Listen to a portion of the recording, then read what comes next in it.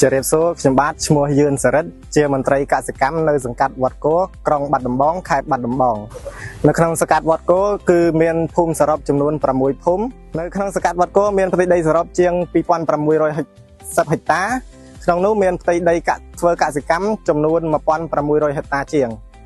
ដំណាំសក្តានុពលនៅក្នុងសង្កាត់វត្តគោមានដូចជាដំណាំស្រូវដំណាំបន្លែឈើហូបផ្លែការនឹងការចិញ្ចឹមសត្វដំណាំស្រូវនៅក្នុងសង្កាត់វត្តគោជាទូទៅកសិករនិយមប្រើប្រាស់ពូជស្រងាយស្រាលសែនក្រអូបនិងពូជ OM សម្រាប់ស្រូវប្រាំងនិងស្រូវវស្សាកសិករភាគច្រើននិយមប្រើប្រាស់ពូជផ្ការំដួលនាងខុននិងនាងមីង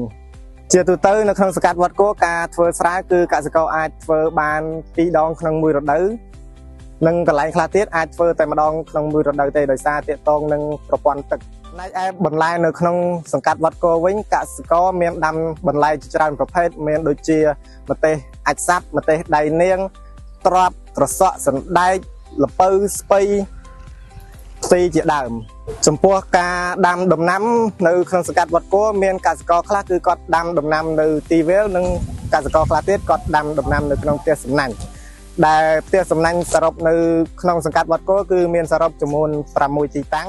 ចំណែកឯការចិញ្ចឹមសត្វវិញកសិករនៅក្នុងសង្កាត់វត្តគោមានចិញ្ចឹមសត្វដូចជាគោក្របីជ្រូកមាន់ទាចំពោះការចិញ្ចឹមសត្វមានលក្ខណៈ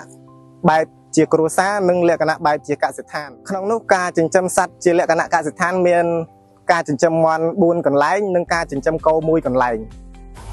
នៅក្នុងសង្កាត់វត្តគោក៏មានបញ្ហាប្រឈមមួយចំនួនផងដែរដូចជាទាក់ទងនឹងប្រភពទឹកជំងឺបំផ្លាញនិងសត្វល្អិតទៅលើដំណាំផងដែរចំពោះបងប្អូនប្រជាពលរដ្ឋដែលរស់នៅក្នុងសង្កាត់វត្តគោប្រសិនបើមានចម្ងល់ឬក៏បញ្ហាទាក់ទងនឹងបញ្ហាបច្ចេកទេសកសិកម្មអាចទំនាក់ទំនងមកខ្ញុំបាទដែលជាមន្ត្រីកសិកម្មនៅក្នុងសង្កាត់វត្តគោបានលេខទូរស័ព្ទ096 88 21 411ជាចុងក្រោយខ្ញុំសូមសំណូមពរឲ្យបងប្អូនប្រជាពលរដ្ឋយើងងាកមកគ្រប់គ្រងផលិតផលរបស់ខ្មែរយើងដែលមានផលិតនៅក្នុងស្រុកដូចជាបន្លែផ្លែឈើសាច់សុទ្ធជាដើមដើម្បីលើកស្ទួយផលិតផលជាតិយើងឲ្យមានទីផ្សារល្អប្រសើរសូមអរគុណ